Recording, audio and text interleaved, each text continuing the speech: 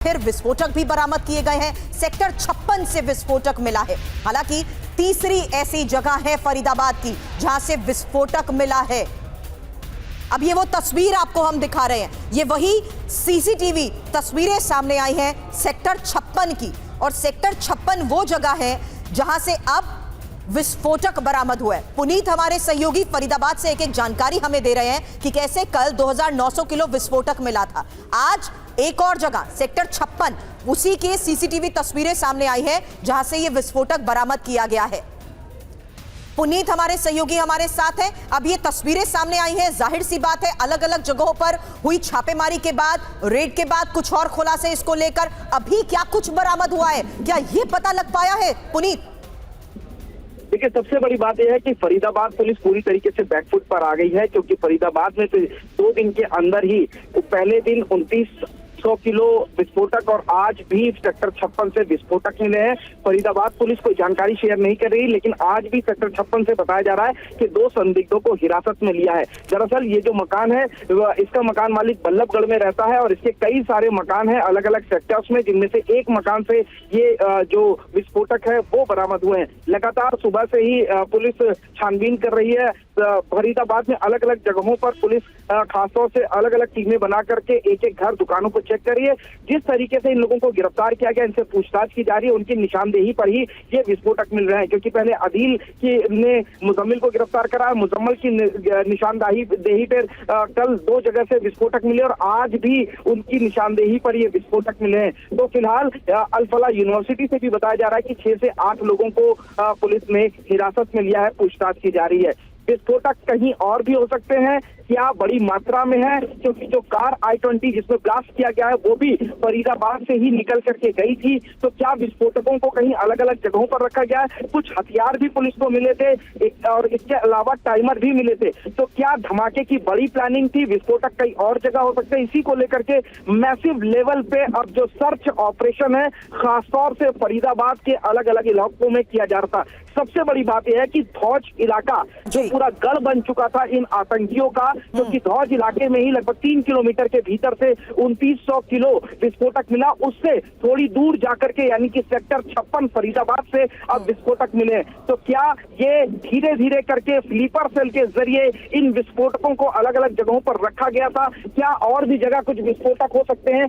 ये तमाम सवाल अभी भी खड़े हो रहे हैं। लेकिन या अल-फलाह यूनिवर्सिटी, पुनीत हमारे सहयोगी एक एक जानकारी इसके बारे में हमें दे रहे हैं। और अब सेक्टर 56 वो जगह जहां से अब विस्फोटक बरामद हुआ है और विस्फोटक जिस मकान से मिला है, आपको बता दें पुनीत ने खबर बताई कि वो मकान मालिक बल्लभगढ़ में रहता है। और जिस तरीके से अभी तक तमाम इनपुट मिले हैं, उसके बाद ये 2 तस्वीरें भी लगातार हम आपको दिखा रहे हैं। हमारे सहयोगी पुनीत जो कि फरीदाबाद में धौज के उस गांव में भी मौजूद रहे, जिन्होंने देखा कि किस तरीके से जांच का दायरा बढ़ते हुए अलग अलग टीम्स छापेमारी कर रही थी। और अब सेक्टर 56 से वो खबर जिस जगह से विस्फोटक मिला है उसी इलाके की एक और सीसीटीवी तस्वीर आपके सामने है। लेकिन इस बीच आपको बता दें दिल्ली धमाके के बाद की एक और सीसीटीवी तस्वीर सामने आई है और धमाके के बाद कैसे इलाके में भगदड़ मची उसी की ये तस्वीर देखिए। क्योंकि तेज आवाज और तेज आवाज के बाद भागते दिखे लोग, ये कल शाम की तस्वीर है।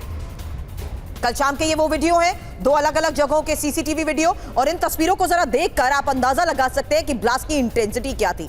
और जिस तरीके से ये जोरदार धमाका हुआ उसके बाद इलाके में मची अफरा तफरी की ही 2 तस्वीरें एक साथ आपके सामने। हालांकि एक और वीडियो, क्योंकि धमाके के बाद मची अफरा तफरी की जो तस्वीरें नजर आई उसमें आसपास लोग भागते हुए तो नजर आए हैं, लेकिन अब बड़ी खबर है दिल्ली धमाके के पाकिस्तान कनेक्शन को लेकर भी। और डॉक्टर शाहीन, जैश की महिला विंग की हेड, किस तरीके से पाकिस्तान से एक पूरा कनेक्शन जुड़ा हुआ है, इसको लेकर कई बड़े खुलासे हुए। जमात-उल मोमिनात जैश का महिला विंग और मसूद अजहर की बहन पाकिस्तान की है। डॉक्टर शाहीन भी दिल्ली धमाके में शामिल और इसी पाकिस्तान कनेक्शन में किसके कैसे तार जुड़े हुए हैं, जितेंद्र, यही अब जानने की कोशिश की जा रही है। क्योंकि महराज हमारे सहयोगी पुलवामा कनेक्शन को देखते हुए उन तमाम घरों तक पहुंच चुके हैं जहां से ये डॉक्टर्स बाकायदा प्लानिंग कर रहे थे। उसके बाद इस पुलवामा कनेक्शन के बाद इनके तार किस तरीके से फरीदाबाद से लेकर पुलवामा तक या पाकिस्तान तक कैसे जुड़े हैं, इसी को लेकर हो रही है इन्वेस्टिगेशन। जितेंद्र।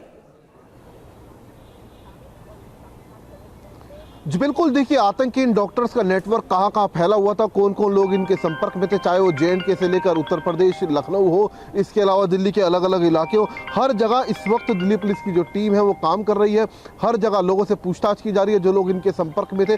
खास बात यह कि दरअसल जो डॉक्टर शाहीन है उनके बारे में अहम खुलासा ये हुआ कि सीधे जैश का जो हेड है मसूद अजहर, उसकी बहन शाहिदा अजहर के संपर्क में थी और उसी के कहने पर बाकायदा हिंदुस्तान के अंदर महिला विंग तैयार कर रही थी, यानी कि जैश की जो महिला ब्रिगेड है जमात उल मुमिनात, इसको लेकर उसे रिक्रूटमेंट का जिम्मा दिया गया था। अब ऐसे में सवाल यह भी खड़ा होता है कि क्या उसने रिक्रूटमेंट पूरा कर लिया था, क्या कुछ महिलाएं उसके कहने पर फिदाइन बन चुकी थी? तो ये वो तमाम सवाल हैं जिनका जवाब शाहीन से लेने की कोशिश की जा रही है। साथ ही इन सभी के जो फोन हैं उनको स्कैन किया जा रहा है, जानने की कोशिश की जा रही है कि आखिरकार किस ऐप के ऊपर किन किन अकाउंट से इन्होंने अलग अलग अपने चैट ग्रुप्स बनाए हुए थे, उनके अंदर किस तरीके की चैट्स इन्होंने की है, कौन लोग उनके अंदर ऐड थे। तो पूरा एक तरीके से कहा जाए तो इनका पूरा इतिहास, भूगोल, सब कुछ इस वक्त जांच एजेंसियां खंगाल रही हैं ताकि जल्द से जल्द इस पूरे मॉड्यूल को बस्ट किया जा सके, निस्तेनाबूद किया जा सके। जी बिल्कुल, तो जैश-ए-मोहम्मद के हेड मसूद अजहर की बहन शाहिदा अजहर के ये संपर्क में थी और उसी के इशारे पर हिंदुस्तान में जैश के लिए आतंकी महिला ब्रिगेड को ये कर रही थी तैयार। और इसी को लेकर फिलहाल जिस तरीके से जांच का दायरा बढ़ रहा है, एक और बड़ी खबर आपको बता दें, एक और वीडियो है ये दिल्ली धमाके का, और धमाके के बाद मची अफरा तफरी की जिस तरीके से ये CCTV फुटेज सामने आ रही है, आपको बता दें बाकायदा अलग अलग ऑफिसर्स की एक टीम है जो लगातार पूरे इलाके में लगे CCTVs को खंगाल रही है। और दिल्ली में जिस तरीके से कहा कि इस मूवमेंट को लेकर बड़े खुलासे हुए, उसमें भी इन्हीं CCTV फुटेज के आधार पर कई लीड मिली हैं।